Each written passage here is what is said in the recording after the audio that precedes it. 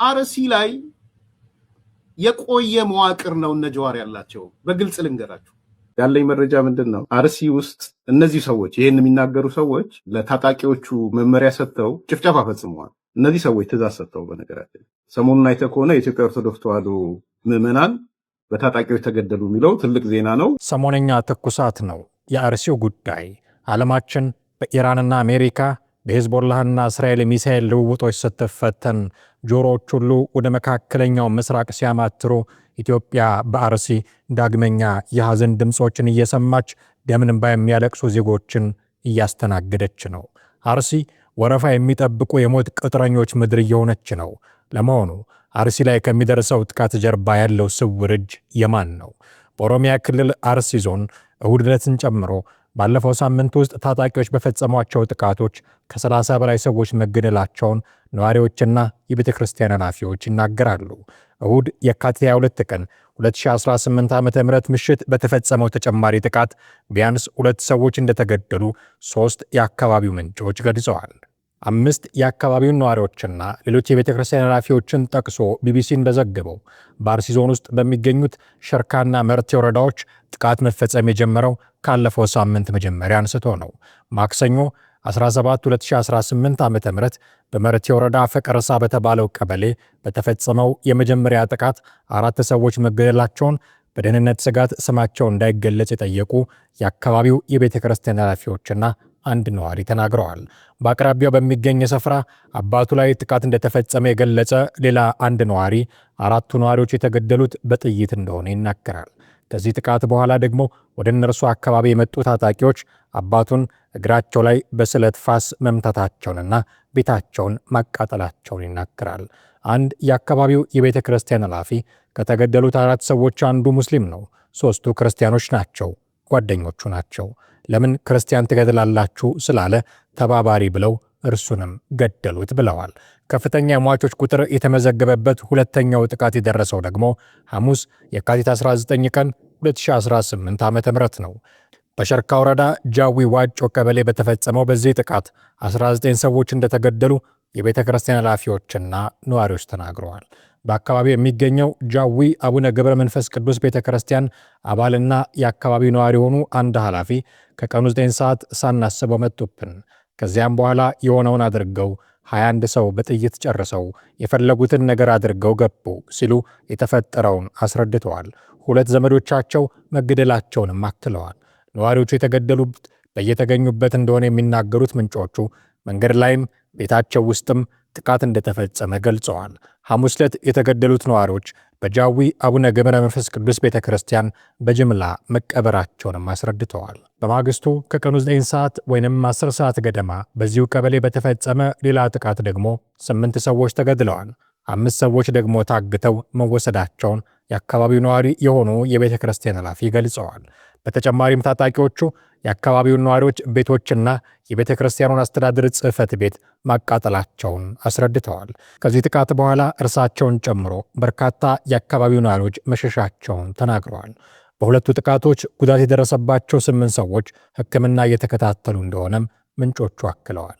እሁድ ሌሊት ላይ በዚሁ ሸርካ ወረዳ ቢያንስ 2 ነዋሪዎች እንደተገደሉ አንድ ነዋሪና አንድ የቤተ ክርስቲያን ኃላፊ እንዲሁ ተናግረዋል። በእሁዱ ጥቃት አዛውንት የሆኑ 2 ወንድማማቾች ቤታቸው ውስጥ እንደተገደሉ ገልጸዋል።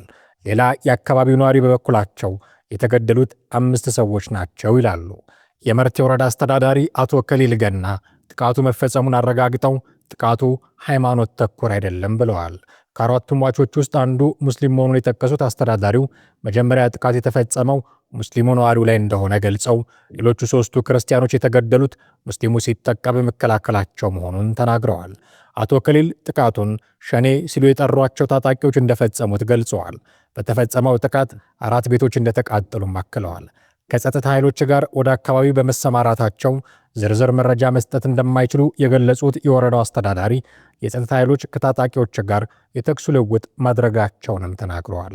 የኢትዮጵያ ኦርቶዶክስ ተዋሕዶ ቤተ ክርስቲያን ቋሚ ሲኖዶስ ባወጣው መግለጫ በምስራቅ አርሲ 21 ንጹሐን ኦርቶዶክሳውያን በግፍ መገደላቸውን በሕይወት የተረፉትም ታግተው የደረሱበት እንደማይታወቅ ገልጾ ከ10 በላይ አባወራዎች ቤትና ንብረት በቃጠሎ መውደሙን አስታውቀዋል።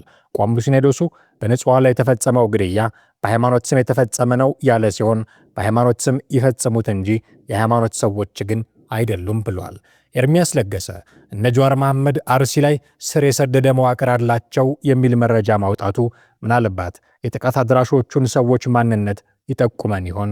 አርሲ ላይ የቆየ መዋቅር ነው እነ ጀዋር ያላቸው። በግልጽ ልንገራችሁ፣ የቆየ ይሄ ኃይል ኦርጋናይዝድ የሆነ ሰላም መጣ የሆነ ነገር ሰፈነ ሲባል አልመጣም እያለ እንቅስቃሴ እርምጃ የሚወስድ ኃይል ነው ይሄ ኃይል።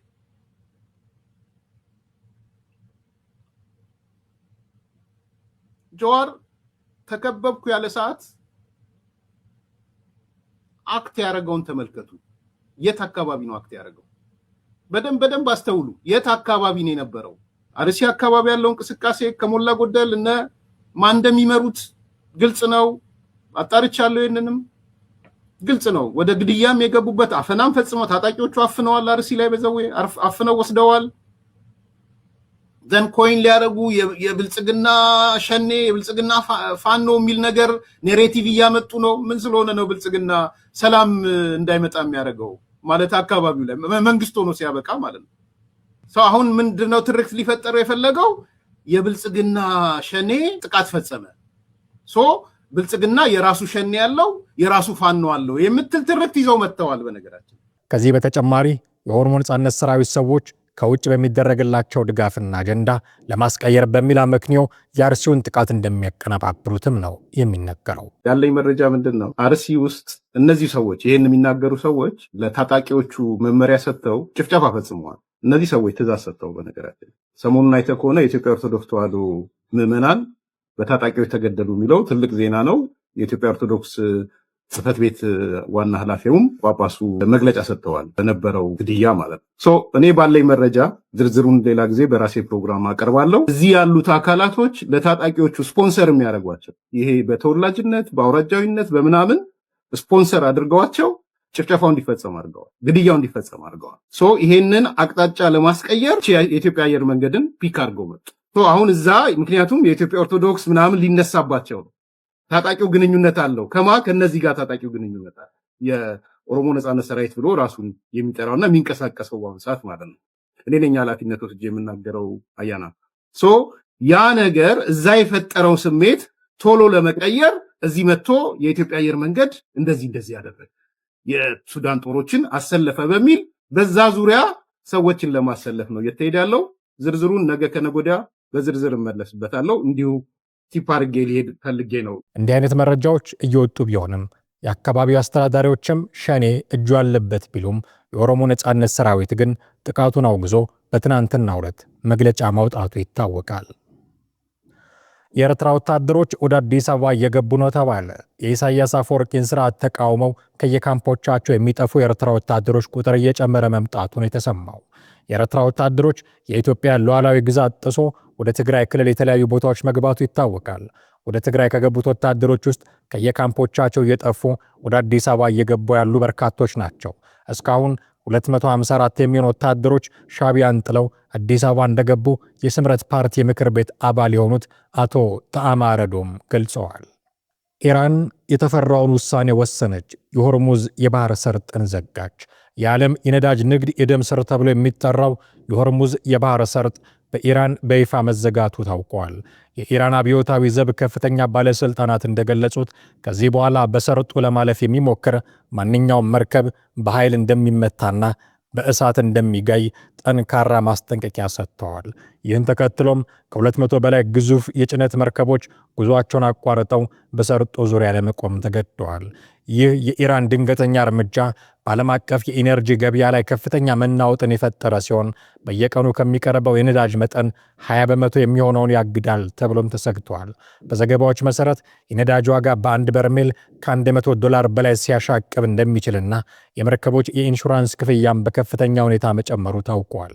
ድርጊቱ በዓለም አቀፍ የንግድ እንቅስቃሴና በሸቀጦች ላይ ከባድ ጫና ማሳደሩም አልቀረም። በኩዌት የሚገኘው የአሜሪካ ኤምባሲም ተዘግቷል።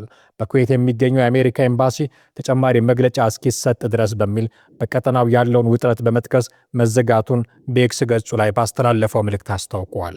ኤምባሲው መደበኛና አስቸኳይ የሆኑ የቆንስላ ቀጠሮዎችን በሙሉ ዘግተናል ብሏል። ሰኞ ዕለት የአሜሪካ የውጭ ጉዳይ ሚኒስቴር ኩዌትን ጨምሮ በመካከለኛው ምስራቅ የሚኖሩ አሜሪካውያን በፍጥነት ለቀው እንዲወጡ አስታውቆ ነበረ። ሚኒስቴሩ ይህንን ያለው ከፍተኛ የሆነ የደህንነት አደጋ በመኖሩ እንደሆነ በመግለጫው ላይ አስታውቆ ባለው የመውጫ መንገድ ሁሉ አገራቱን ለቀው እንዲወጡ አሳስቦ ነበረ። ሰኞ ዕለት በኩዌት 3 የአሜሪካ ጦር ጀቶች ተከስክሰዋል። አሜሪካ ተዋጊ አውሮፕላኖቿ በኩዌት የወደቁት ኢራን ላይ የተከፈተውን ጥቃት ሲያከናውኑ በተፈጠረ ድንገተኛ ክስተት እንጂ ጥቃት ደርሶባቸው እንዳልሆነ አስታውቃለች። አሜሪካ የኩዌት ኤምባሲዋን የዘጋችው በሪያድ የሚገኘው ኤምባሲዋ በ2 ድሮኖች ጥቃት ከደረሰበት በኋላ ነው።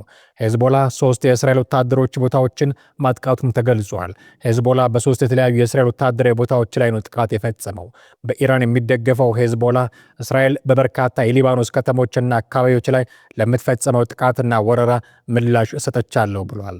በ3 የተለያዩ የቴሌግራም ልጥፎች በጎላን ተራሮች የሚገኘውን ናፋ የጦር ሰፈር፣ ሜሮንና ራማት ዴቪድ የአየር ኃይል ጦር ቦታዎችን በሚሳኤልና በድሮን ማጥቃቱን ሄዝቦላ ገልጿል። ሄዝቦላ ፈጸምኩት ላለው ጥቃት እስራኤል የሰጠችው አስተያየት የለም።